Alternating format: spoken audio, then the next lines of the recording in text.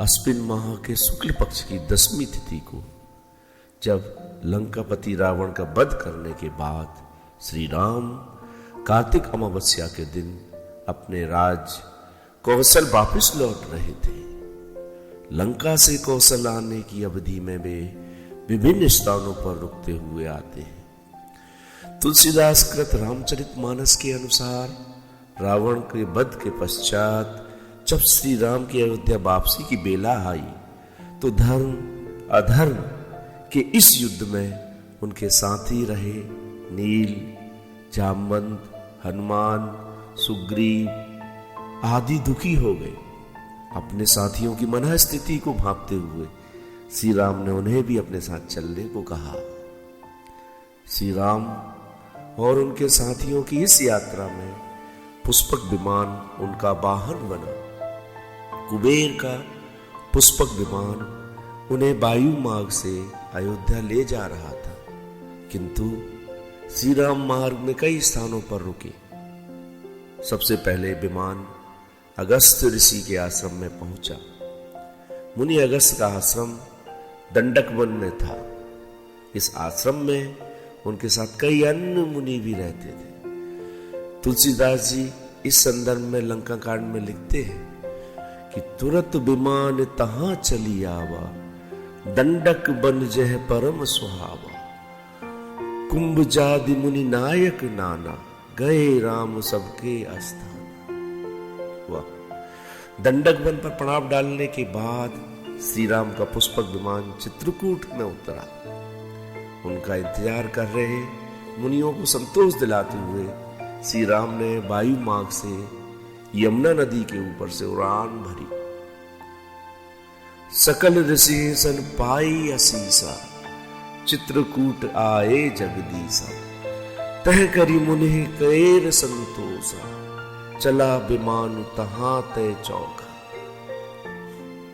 अब वो प्रयागराज में गंगा जमुना के संगम के समीप पहुंच जाते।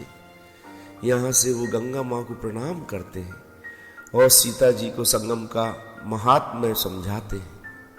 इसी बीच उन्हें अपनी राजधानी अयोध्या के दर्शन होते हैं। पुनि देखू अवधपुरी अति पावनी, त्रिविध ताप बभ रोग न सावनी। उनका पुष्पक विमान अब प्रयागराज में पड़ाव डालता है।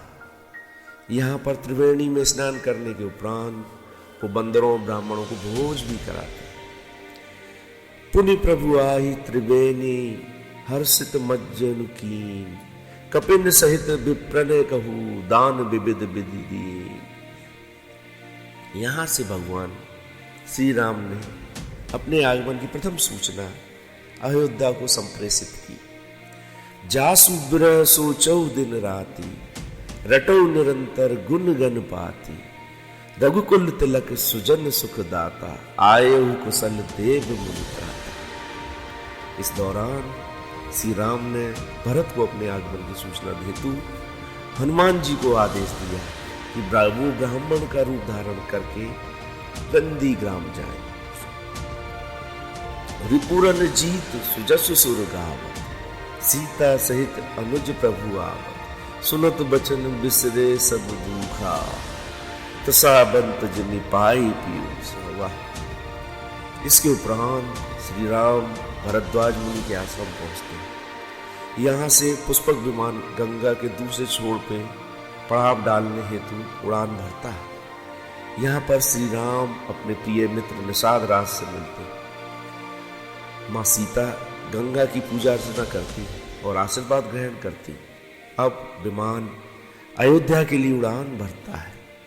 श्री राम के अयोध्या आगमन की खुशी में समस्त अयोध्या की स्त्रियां दही, दूध, दूबा, गौरचन, फल फूल और मंगल के मूल, नवीन तुलसी दल आदि वस्तुएं सोने की थालों में भर भर कर मंगल गीत गाते हुए अयोध्या भर में घूम रही है। श्री राम को आते देखकर समस्त अयोध्या नगरी सौंदर्य की खान हो गई। सरयू जल अति निर्मल हो गया है। अयोध्या का प्रत्येक नागरिक श्री राम की एक झलक पाने को व्याकुल है। जो जिस दिशा में है वो उसी दिशा में बाहर दौड़ा चला आ रहा है। कहीं राम की पहली छवि निहारने से कोई वंचित ना रह जाए, इस भय से कोई बच्चे और बूढ़े को नहीं लाना चाहता। अयोध्या वासियों से अब और अधिक विलंब सहा नहीं जा रहा। सभी एक दूसरे से पूछ रहे हैं कि आपने श्री राम को कहीं देखा क्या? उनके साथ ही स्तुति पुराण के जानकार, सूत, समस्त, वैतालिक माने भाट लोग भी श्री राम के दर्शन के लिए अयोध्या से बाहर आते हैं। वाल्मीकि रामायण के युद्धकांड सर्ग 127 में लिखा है, सूता स्तुति पुराणाज्ञा सर्वे वैतालिक तथा सर्वे बाद्रिक कुशला गढ़ी काश्चेव सर्वसह। गुरु वशिष्ठ, कुटुंबी, छोटे भाई शत्रुघ्न तथा ब्राह्मणों के समूह के साथ भरत अत्यंत हर्षित होकर कृपा निधान श्री राम की अगवानी हेतु राजमहल से बाहर आते। अयोध्या की बहुत सी स्त्रियां अपनी अटारियों पर चढ़कर आकाश की ओर देख रही हैं। श्री राम के पुष्पक विमान को देखकर मंगल गीत भी गा रही हैं। बहु तक चढ़ी अटारिन निरकही गगन विमान, देखी मधुर सुर हर्षित करही सुमंगल गान। श्री राम का पुष्पक विमान अब अयोध्या में उतर चुका है। प्रभु श्री राम पूर्णिमा के चंद्रमा है तथा अवधपुरी समुद्र है, जो उस पूर्ण चंद्र को देखकर हर्षित हो रहा है और कोलाहल करता हुआ बढ़ रहा है।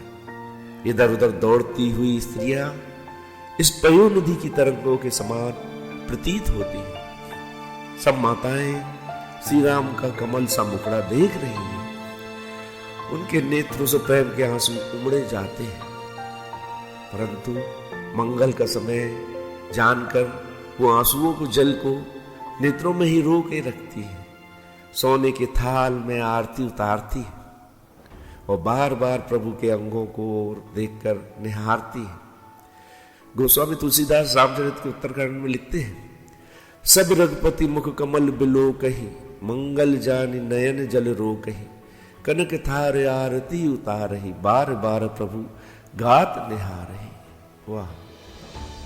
प्रभु श्री राम को निहार कर माताएं बार बार निछावर करती हैं और हृदय में परमानंद तथा हर्ष से भर उठती है। माता कौशल्या बार बार अपने पुत्र श्री राम को निहारती है। सर्वप्रथम श्री राम ने अयोध्या की पावन धरती और गुरु वशिष्ठ को प्रणाम किया।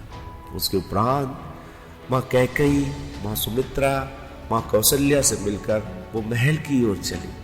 सुमन वृष्टि नभ संकुल भवन चले सुख कन, चढ़ी अटारिन देखही नगर नारी नर ब्रन। श्री राम के आगमन के अवसर पर अनेक प्रकार के शुभ शकुन हो रहे हैं।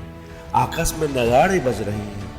अयोध्या के नगर के पुरुषों और स्त्रियों को सनाद दर्शन द्वारा कृतार्थ करके भगवान राम महल को चले। इस पावन मेला पर अवधपुरी की सारी गलियां सुगंधित द्रव्यों से सींची गई, गज मुक्ताओं से रचकर बहुत सी चौकें पुराई गई, अनेक प्रकार के सुंदर मंगल साज सजाए गए और हर्ष पूर्वक नगर में बहुत से डंके बज रहे हैं। नगर के लोगों ने सोने के कलशों को विचित्र रीति से मणि रत्नादि से अलंकृत कर और सजाकर अपने अपने दरवाजों पर रख लिया है। सब लोगों ने मंगल के लिए बंधनवार ध्वजा और पताकाएं भी लगाई। इसके साथ ही समस्त अयोध्या नगरी को दीपों से सजा दिया गया है। दीपों से सजी अयोध्या नगरी दीपोत्सव अर्थात दीपावली मना रही है। और आज जनवरी में 22 जनवरी को मेरे राम पुनः अयोध्या पधार रहे हैं। सभी से अनुरोध है, अपने घर द्वार सजाएं, गलियों को महकाएं। मेरे राम आ रहे हैं, मेरे राम आ रहे हैं, मेरे राम।